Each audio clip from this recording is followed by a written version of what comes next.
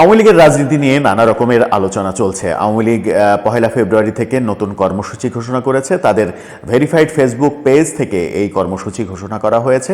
সেখানে বলা হয়েছে 1 থেকে 5 ফেব্রুয়ারি তারা সারা দেশে এই সরকারের বিভিন্ন কার্যক্রম বিষয়ে, সরকারের প্রতিহিংসামূলক বিভিন্ন কার্যক্রম বিষয়ে লিফলেট, সচেতনতামূলক লিফলেট বিলি করবে সারা দেশে।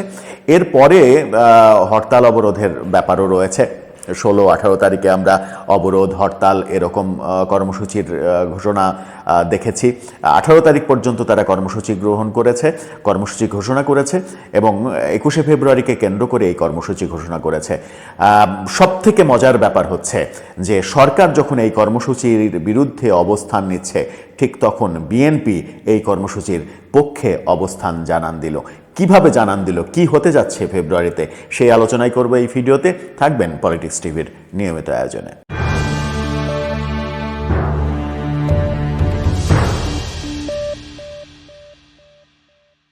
বর্তমান অন্তর্বর্তীকালীন সরকারের প্রধান উপদেষ্টার যে প্রেস সচিব, তিনি ফেসবুকে এবং গণমাধ্যমে সংবাদ সম্মেলনে 2 জায়গাতে ঘোষণা দিয়েছেন আওয়ামী লীগকে তাদের কোনো কর্মসূচি গ্রহণ করতে দেয়া হবে না, কোনো কর্মসূচি তারা পালন করতে পারবে না যতক্ষণ পর্যন্ত না তারা জুলাই অভ্যুত্থানের জন্য, জুলাই হত্যাকাণ্ডের জন্য ক্ষমা চায়, ভুল স্বীকার করে এবং ক্ষমা চায়।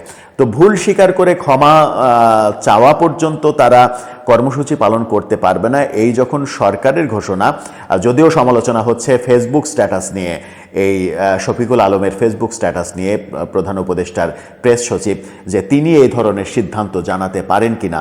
তিনি তো সরকারের কর্মচারী, তিনি বেতনভুক্ত কর্মচারী। একজন কর্মচারী সরকারের হয়ে সিদ্ধান্ত জানাতে পারেন কিনা নিজের মতো করে ফেসবুকে স্ট্যাটাস দিয়ে? যদি জানাতে পারেন তাহলে সেটা ভিন্ন কথা। প্রকৃতি সত্য হচ্ছে তিনি জানাতে পারেন না।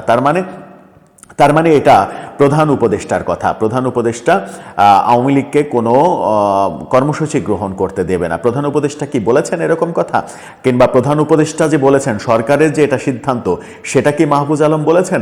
তিনি বলেছেন তার মতো করে দেয়া হবে না, অর্থাৎ তিনি দেবেন না। তিনি দেয়া বা না দেয়ার কেউ কি না, সেই প্রশ্নও কিন্তু উঠেছে। আওয়ামী লীগ যখন এই কর্মসূচি ঘোষণা করেছে, তখন এই কর্মসূচির পক্ষে বিপক্ষে নানা রকমের আলোচনা চলছে। আওয়ামী লীগ যদি এই কর্মসূচিতে অংশগ্রহণ করে, আওয়ামী লীগের যারা নেতাকর্মী তারা যদি এই কর্মসূচিতে অংশগ্রহণ করে, মাঠে নামে, বিশৃঙ্খলা তৈরি করে, তাহলে তাদের বিরুদ্ধে শাস্তিমূলক ব্যবস্থা গ্রহণ করবে সরকার। এটা মাহফুজ আলম, শফিকুল আলমের কথাই স্পষ্ট হয়েছে। যখন এই বিতর্ক চলছে, তখন আজকে বিএনপি মহাসচিব মির্জা ফখরুল ইসলাম আলমগীর রীতিমতো বোমা ফাটালেন। তিনি বললেন, কোনো দলের কোনো কার্যক্রম পালনের বিপক্ষে আমরা নয়, আমরা গণতন্ত্রে বিশ্বাসী। গণতন্ত্রে যে কোনো দল তাদের কর্মসূচি পালন করতে পারবে। আওয়ামী লীগ যদি তাদের কর্মসূচি পালন করে, আওয়ামী লীগ যদি কোনো এজেন্ডা বাস্তবায়ন করতে চায়, তাহলে এখানে দোষের কিছু নেই। তারা দল হিসেবে যে কোনো কর্মসূচি ঘোষণা করা, পালন করার এখতিয়ার রাখে। এটা তাদের গণতান্ত্রিক অধিকার। এই অধিকারের বিপক্ষে বিএনপি নয়। বিএনপি গণতন্ত্রে বিশ্বাস করে। অর্থাৎ বিএনপির ভাষ্য স্পষ্ট করেছেন মির্জা ফখরুল ইসলাম আলমগীর।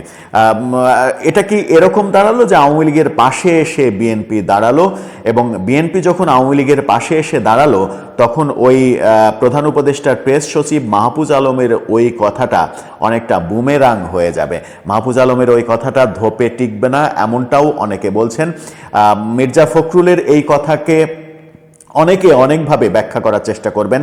অনেকে একটু অতি উৎসাহী হয়ে বলবেন যে আওয়ামী লীগের পক্ষে মির্জা ফখরুল এক ধরনের দালালি করছেন।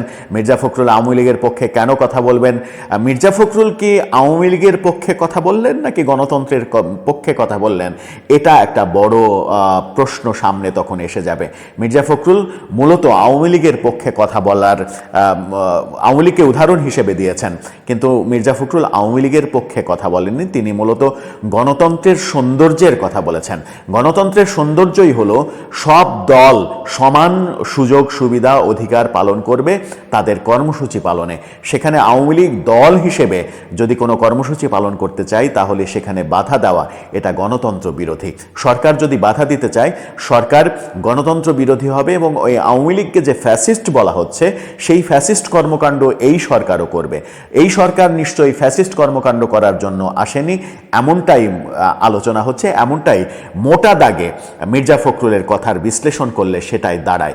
মির্জা ফখরুল যখন এই মন্তব্য করলেন তখন আওয়ামী লীগ নিশ্চয়ই তাদের আন্দোলনে কর্মসূচিতে একটা জোর পাবে। আরেকটা গতকালকের ভিডিওতে আমরা বলেছিলাম যে আওয়ামী লীগ যখন ফেব্রুয়ারির কর্মসূচি পালন করার ঘোষণা দিল, গত পরশু এই ঘোষণা দিয়েছে আওয়ামী লীগ, গতকালকে আমরা বিএনপিকে ঘোষণা দিতে দেখেছি।